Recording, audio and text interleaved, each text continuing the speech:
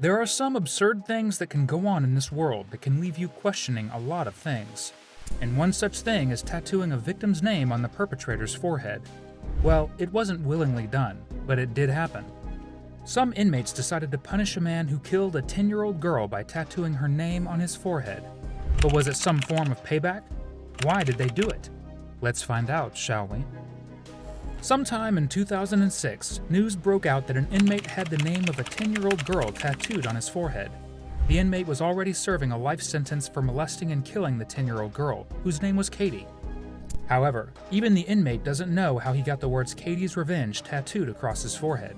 When this happened, prison authorities tried hard to determine how it happened. The Indiana Department of Correction had to place Anthony Ray Stockelman, a 39-year-old man, under protective custody away from the general inmate population in September 2006. This was after he woke up one day with a tattoo on his forehead.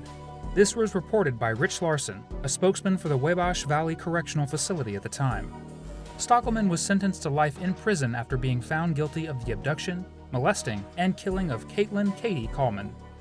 The young girl, who was only 10 years old, had been missing for 5 days as the authorities looked for her, and on January 30th, 2005, her body was found in a creek that was about 15 miles from her home.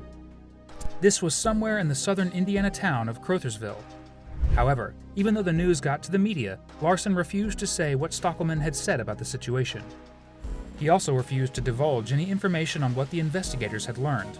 According to Larson, he did not know how a picture of the crude tattoo was taken and distributed outside the prison, given that it was already all over the internet.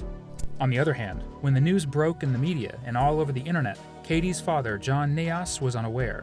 When asked, he claimed he heard about the tattoo from friends. He also said that he believed it was the work of some of the inmates. He gave a statement, saying, "If I had to guess, I'd say it's a statement from the inmates." Neas also said that he had no idea whether his late daughter's distant cousin, who also happened to be serving time at Wabash at the time, had anything to do with it. However, nobody really knew that Katie's cousin was there because he had a different last name. Stockelman had a very huge tattoo that covered his entire forehead.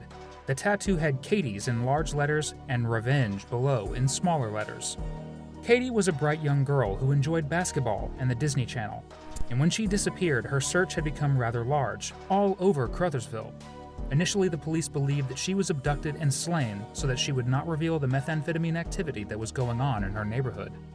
Before the investigators identified Stockelman as the man who matched the description given of a man who was seen with the girl, they had already interviewed him and let him go.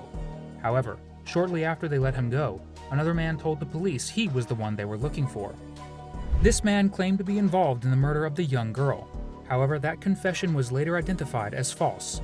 This was after further investigations led the detectives back to Stockelman.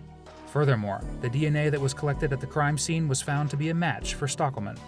In any prison, child molesters are normally ranked near the bottom of the prison hierarchy, and given that they are in a room with ruthless people, other inmates often brutalize them.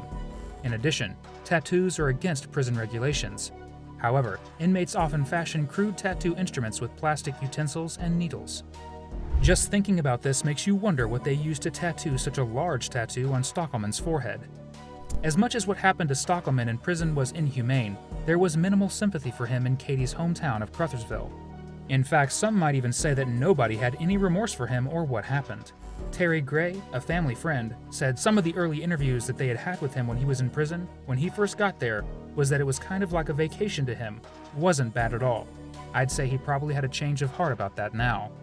As he was still talking about the whole incident, he mentioned that the tattoo was some kind of prison message. I think that would be in this order. I think it was meant to be weird justice. And if you think about it, maybe it was a sign of days ahead for Stockelman. Gray had some theories about the tattoo, one of which was that he was given the option of getting a tattoo or going through the same fate that young Katie had. And in the end, it was a prison sense of irony. Gray finished by saying, "I think it's just kind of Katie's revenge." In the end, Jackson County prosecutor Steve Pearson claimed that a guard must have taken and smuggled the picture out of the prison, given that inmates are not allowed to have any cameras. But what do you think the tattoo meant? Was it a message to him or payback for what he did to young Katie? Feel free to share your thoughts in the comments below.